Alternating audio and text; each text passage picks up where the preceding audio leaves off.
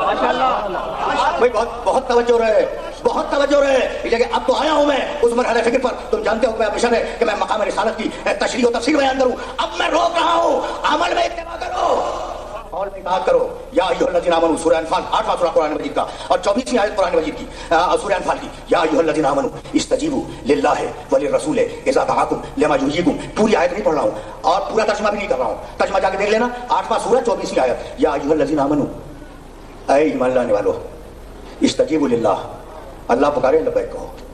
ولی رسول، رسول پکارے لبیک کہو. اے ایمان لانے والو، رسول جب پکارے فوراً لبیک کہو، فوراً جاؤ اس کی بارگاہ میں.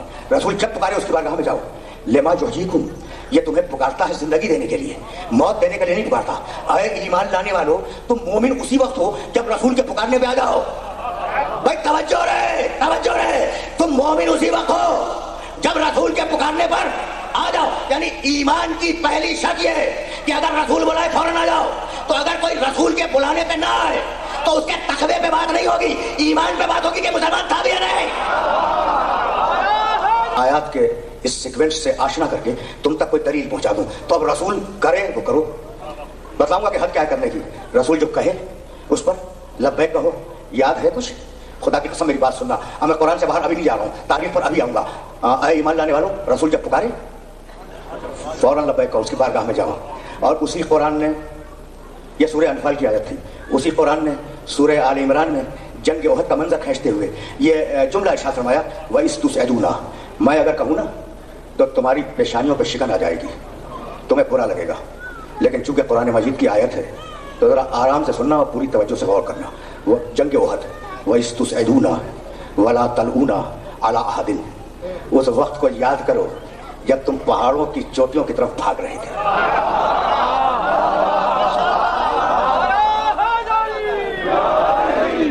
میں نے نہیں کہا، خدا کی قسم قرآن پڑھ رہا ہوں، قرآن ہے.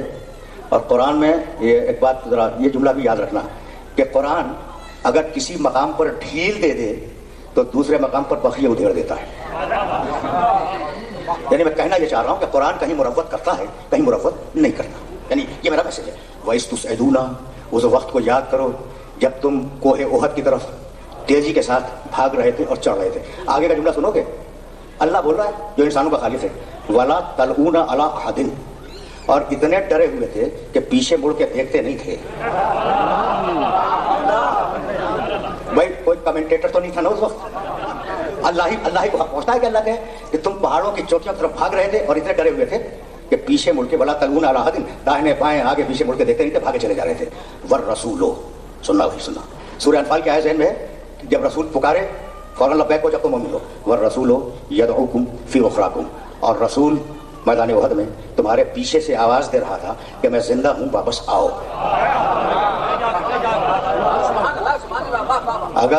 اگر یہ قرآن مجید نہ ہوتا تو میں اپنے سننے والوں کی خدمت میں عیسائی مبارکہ کو ہدیہ کیوں کرتا. تو رسول پکار رہے تھے کہ آؤ. بھائی ہے تو یہ رسول پکار رہے تھے کہ آؤ، اور سورہ انفال کی آیت کہہ چکی تھی کہ اگر رسول کے پکارنے پہ نہ آئے تو مومن نہیں ہو. آیت کو ایسے جوڑ لو، لیکن میں روکوں گا نہیں. میں تو ایک سوال کروں گا، نفسیات کا سوال، کہ بھائی رسول کی آواز اگر نہیں پہنچ رہی تھی تو رسول نے پکارا کیوں؟ اور اگر پہنچ رہی تھی تو انہوں نے سنا کیوں نہیں؟ بھائی دونوں باتیں ہیں. تو اب یہ تو ممکن نہیں ہے کہ رسول پکارے اور آواز نہ پہنچے، لیکن رسول سے باطل کام کے سرزد ہونے کا امکان نہیں ہے. ٹھیک، پھر کیوں گئے؟ اور اگر سنو گے، اب دیکھو اب آیا ہوں میں تاریخ اسلام پر اور بہت زیادہ تمہیں روکوں گا نہیں. اب قرآن مجید سے تاریخ کی طرف آ گیا تو پھر یہ واقعات سنتے جاؤ. میں واقعات بیان نہیں کیا کرتا، لیکن جب آ گیا ہوں تو یہ جملہ سن کے جاؤ. یہ جنگ احد، اچھا بھائی اجازت دیتے ہو تھوڑی دیر کے لیے کہ میں اس طریقے سے بات کروں جس طریقے سے جی چاہ رہا ہے؟ دیکھو یہ جو احد ہے اسے جا کے دیکھنا. اللہ تمہیں حج کی توفیق دے، عمرے کی توفیق دے، جا کے دیکھنا. حضرت حمزہ کی قبر مطہر کی بیک کے اوپر وہ پہاڑی درہ آج تک موجود ہے جس سے مشرکین نے حملہ کیا تھا. ذرا سچویشن کو سمجھنا، اگر صورتحال سمجھ گئے نا تو پھر لطف گفتگو ہے. وہ درہ آج تک موجود ہے، اسے جا کے دیکھنا، پھر سچویشن سمجھنا. جب پیغمبر میدان میں آئے تو آپ نے 50 افراد اپنی فوج کے اس درے پہ بٹھا دیے کہ خطرہ تھا کہ مشرکین ادھر سے گھوم کے آئیں گے، حملہ کر دیں گے. کہنے لگے رسول کہ خبردار، زمین و آسمان ٹل جائیں مگر تم اپنی جگہ سے نہ ہٹنا. زمین و آسمان اپنی جگہ چھوڑ دیں مگر تم اپنی جگہ سے نہ ہٹنا. وہ 50 افراد وہاں بیٹھے رہے. آمنے سامنے مسلمان و مشرکین ہیں. مسلمان نے حملہ کیا, مشرک گھبرایا, مشرک کو شکست ہو گئی. اوپر سے پہاڑ سے وہ 50 افراد دیکھ رہے ہیں. میں دیکھنا خدا کی قسم, میں واقعات نہیں بیان کیا کرتا لیکن جی چاہتا ہے کہ یہ واقعہ تمہیں ہدیہ کر جاؤں, جی چاہتا ہے. اور حوالہ بھی سن لو, مورخ طبری نے اپنی تاریخ میں لکھا ہے, مورخ ابن اسیر نے اپنی تاریخ کامل میں لکھا ہے, اور میں کیا حوالے دوں, یہ 2 بڑی مشہور تاریخی کتابیں ہیں. وہ 50 افراد بیٹھے ہوئے ہیں اور وہاں سے دیکھ رہے ہیں کہ مسلمان جنگ جیت گئے.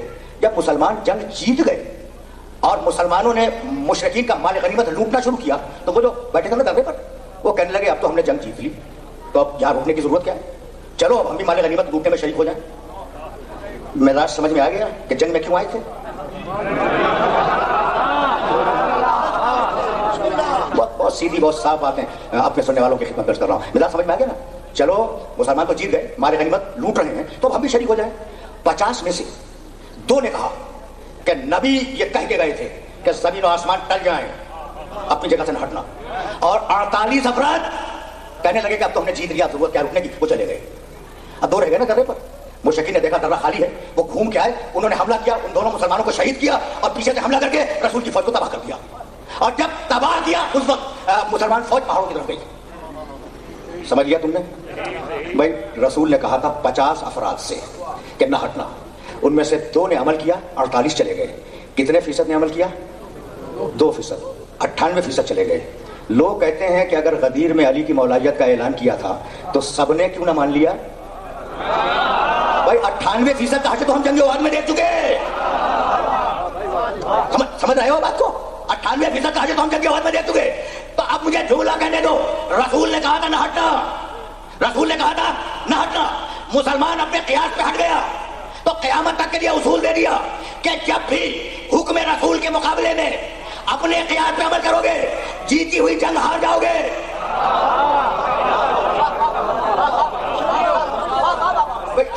ہے تو یہ حدیث کے مقابلے میں قیاس, سن رہے ہو نا. اچھا, اب مسلمان جیتی ہوئی جنگ ہارنے لگا.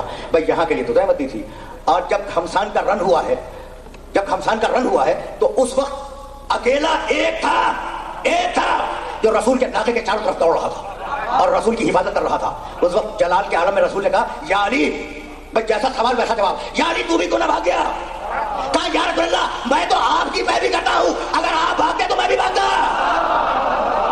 سمجھ رہے ہو نا سیاسی صورتحال جنگ جوہر کی کیا ہے؟ سیاسی صورتحال. میں رکے رہنا. اس وقت جب علی اکیلے حفاظت کر رہے تھے, ایک مشرک نے ایک بڑا پتھر اٹھایا, میدان جوہر سے پتھروں کا میدان تھا, چھوٹی چھوٹی چٹانیں بکھری ہوئی تھی, اور اٹھا کے میرے نبی کے روح انور کی طرف پھینکا. تاریخ ہے, تاریخ ہے. اب اکیلا علی کہاں تک عبادت کرے, وہ تو طواف کر رہے ہیں ناقے کا. وہ پتھر آ کے لگا چہرے مبارک رسول پر, اور اس جنگ میں میرے نبی کے 2 دندانہائے مبارک شہید ہوئے. بڑا پتھر تھا, پورے پریشر سے پھینکا گیا تھا. پیغمبر اکرم ناقے سے زمین پہ آئے, اس ناقے کے پیچھے گڈھا تھا, نبی اس گڈھے میں گئے, بڑا گڈھا تھا, اس گڈھے میں چلے گئے. یعنی اب میدان میں نبی نہیں ہے. جب میدان میں نبی نہ رہے اور مسلمانوں کو ناقہ خالی نظر آیا تو ایک مرتبہ ابلیس نے آواز دی, ان محمدن قد قتل اذهبوا, محمد قتل ہو گئے جاؤ, محمد قتل ہو گئے جاؤ. رکے رہنا خدا کی قسم. تھوڑی دیر کے لیے میرا نبی گڈھے کی غیبت میں گیا ہے, ابلیس نے اعلان کر دیا دنیا سے چلے گئے. تھوڑی دیر کے لیے نبی یعنی ہادی کہہ لو غیبت میں گیا, ابلیس نے اعلان کر دیا مر گئے. ابلیسیت سمجھ میں آئی کہ ہادی اگر غیبت میں چلا جائے تو ابلیسیت اس کی موت کا اعلان کر دیتی ہے. یا علی اب تم کیا کرو گے؟